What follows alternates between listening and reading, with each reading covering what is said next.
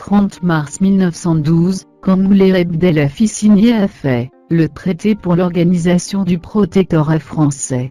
Le 30 mars 1912, le sultan Moulay Abdellafi, intronisé quelques années après l'abdication de Moulay Abdelaziz, signait à Fès le traité pour l'organisation du protectorat français dans l'Empire chérifien. Un fait historique qui intervient après plusieurs années de manigance française pour écarter plusieurs pays européens avant de contrôler le Maroc. Histoire. L'indépendance du Maroc du colonisateur français, célébrée en grande pompe au Maroc, a toujours fait les choux gras de la presse marocaine, des médias officiels et même dans les manuels scolaires. Toutefois, on ne parle que rarement des étapes de la colonisation, et comment la France est arrivée à étendre son influence sur le royaume chérifien avant de convaincre, le 30 avril 1912, le sultan Moulay Abdellafi, de renoncer à la souveraineté du Maroc. C'est au lendemain de deux interventions militaires à Oujda, en 1844 dans le cadre de la bataille d'Isly et en 1859, que la France, déjà présente en Algérie depuis 1830, tente petit à petit de s'immiscer dans les affaires du Maroc. En 1901, les forces coloniales obtiennent un accord avec les autorités marocaines, les autorisant à aider l'administration dans les régions encore non contrôlées du Maroc oriental. Des ententes cordiales avant de contrôler le Maroc. Mais la France n'était pas le seul pays européen lorgnant le Maroc. D'ailleurs, le pays dirigé à l'époque par Émile Loubet, s'en rend compte très tôt et signe une série d'accords bilatéraux avec d'abord l'Italie en 1902 sur le Maroc et la Libye. 2 années plus tard, soit en 1904, une autre série d'accords, désignés sous le nom d'entente cordiale, sont signés avec le Royaume-Uni.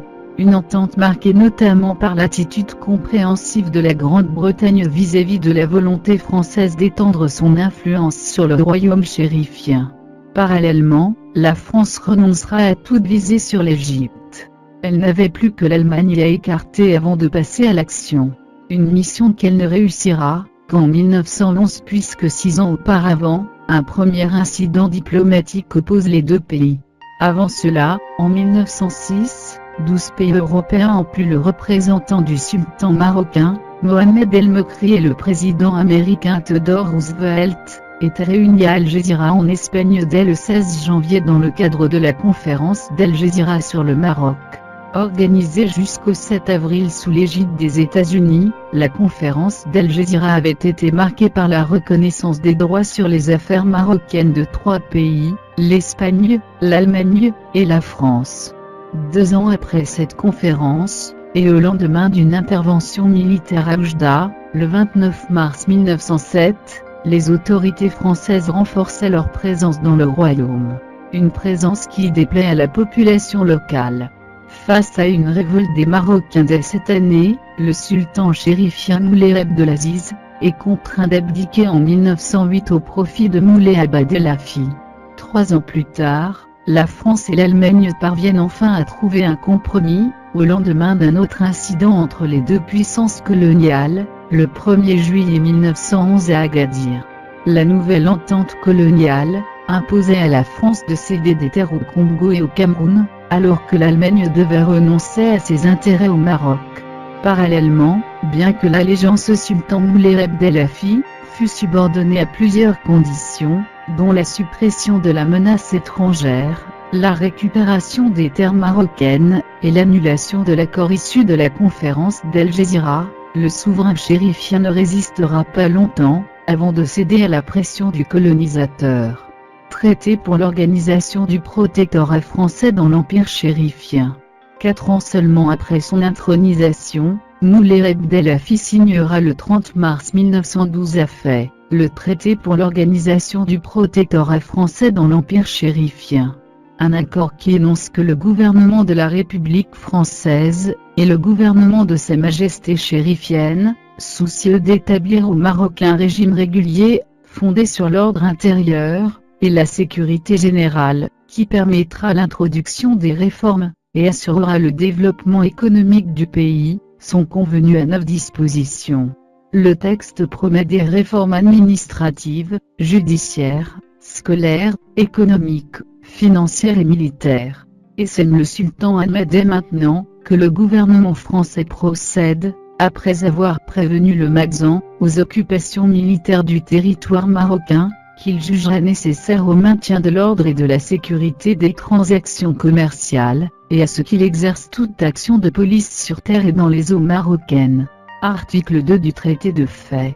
Dès la signature, le sultan chérifien ne souhaitait guère la médiatisation de ce traité. Du moins, jusqu'à ce qu'il préparerait le peuple, ou qu'il quitterait la ville de Fès. Mais l'information se propage tel un incendie. L'histoire retiendra que les toutes premières voix ayant dénoncé les prémices du protectorat, étaient celles de plusieurs soldats marocains présents à Fès. L'indignation est générale dans la capitale spirituelle du royaume au point que le peuple décide, dès le 17 avril, d'investir les rues pour manifester contre la cession de Dar el-Islam aux chrétiens. Les affrontements sont tellement violents que les Français les avaient intitulés Journée sanglante de Fès. Mais le colonisateur parvient à gérer sa toute première crise post-protectorat grâce au renfort militaire dépêché à Fès. Les forces du protectorat déploraient le décès de 63 Français lors de ces événements. Dès août 1912, ils réussiront à pacifier les toutes premières tribus avant de réduire le rôle du sultan chérifien à un simple porte-parole du protectorat au moment où le général Hubert Lyautey, nommé résident général des Avril, régnait en chef suprême de l'État. En novembre 1912, la France et l'Espagne parvenaient à un accord commun, suite auquel le Maroc fut divisé en 3 grandes parties, une zone au centre, contrôlée par la France, une zone au nord avec le Rif, et une zone à l'extrême sud avec Sidi El Afani, Tarfaya et le Sahara. Tanger bénéficiait, elle, d'un statut de zone internationale. Les forces coloniales avaient ensuite poursuivi leur opération de pacification et d'occupation, qui s'était étalée sur plusieurs étapes.